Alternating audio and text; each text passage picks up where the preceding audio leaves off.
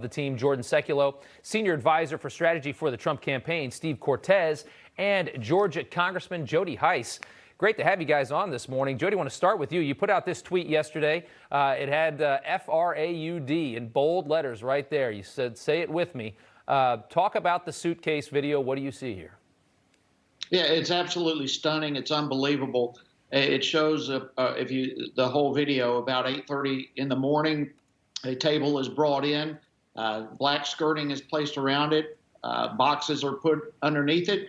They go all day long counting the votes. And then at about 10:30 p.m., we have the so-called water main break. The Republican counters are ordered to leave the room.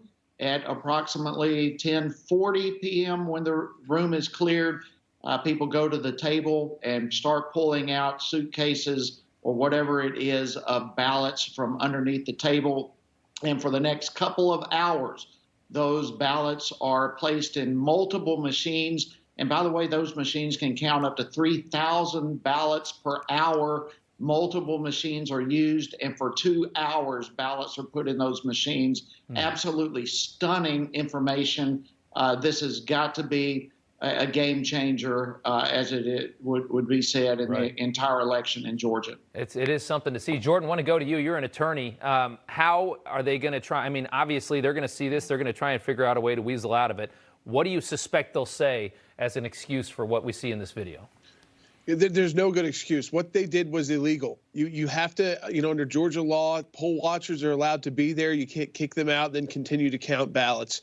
And so they have already committed a crime in the video. Whether or not it's fraud or just illegal conduct, we will have to see. Because what I can tell you, I talked about it yesterday on Newsmax. I've seen the draft. It's coming. Is a new lawsuit in Georgia in state court, likely in Fulton County, that will contest the election results in Georgia when it comes to the presidential election.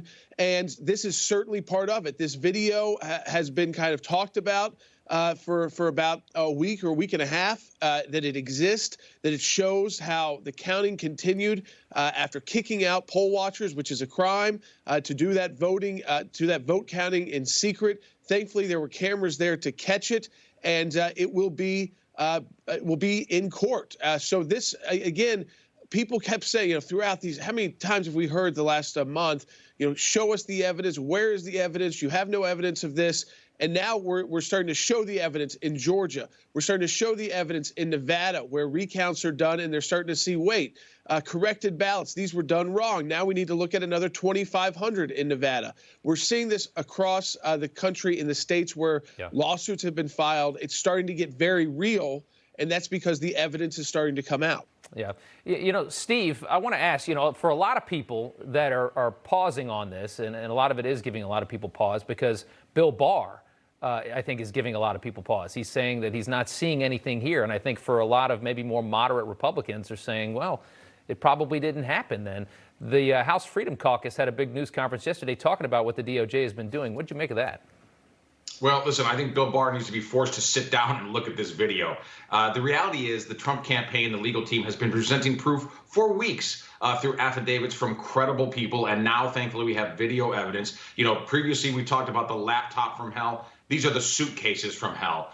No one can deny that what's going on here is absolutely illegal. It is mechanized. It is premeditated fraud being perpetrated upon the American people and the people of Georgia. It also vindicates a lot of us, by the way, who have been arguing the statistical case. We've been arguing about how improbable the supposed Biden win is, including in the state of Georgia, a place with a heavy prevalence of supposed Biden-only votes, people who voted for Joe Biden and then nobody down ticket. Also, the complete void of vetting of mailed-in votes, statistically speaking, not my opinion, in the state of Georgia. So all of those statistical indicators pointed to fraud in a very significant way. Now we have the video evidence to vindicate those statistical probability claims. Look, this is damning. It is compelling. There is no way that Georgia can certify, with good conscience, can certify a slate of electors to support Joe Biden come December 14th. This is a national crisis. This demands the attention not just of the people of Georgia,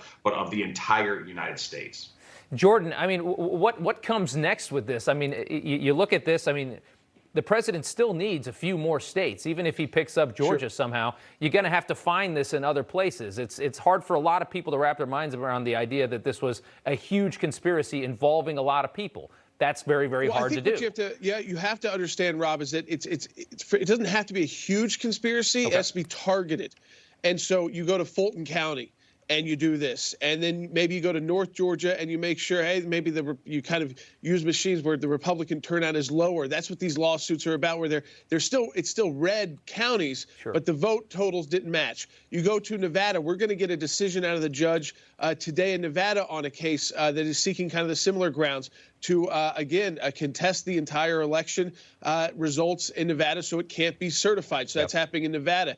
In Wisconsin, 200,000 plus votes are being contested in a state court lawsuit there because there's really no question the law wasn't followed. So out of those 200,000 votes, 170,000 plus were people who turned in absentee ballots but didn't put in a request for absentee ballots. That is part of the law. It says you have to put in a request. So those votes should not be, they should be voided out. They shouldn't be counted. They're illegal votes. So that's how you start adding it up across the country. That is key, Rob, as you point out. We can talk about Georgia all day. I'm glad the governor of Georgia said there needs to be that signature verification audit, but the Secretary of State has to step up and authorize it. And, of course, there's the action in Pennsylvania. We still have a stay out of the Supreme Court on the late arriving ballots there. Gotcha. Real quick, I got about 10 seconds left. Congressman Heiss, the president's coming to Georgia tomorrow night. He's got some ammo now. Are you going to join him? I've got another speaking engagement, but I spent a good bit of time with the president yesterday. He is going to knock it out of the park. He is loved in Georgia tremendously. He won Georgia, and he is going to be well received. And he's going to do it. No one connects to the hearts of people better than President Donald Trump, and he's going to do that tomorrow in Georgia. Gentlemen, thank you so much for your time. It's some explosive video. We're going to see what gets made of this. We thank you for joining us. Thank you. All right. Coming up next.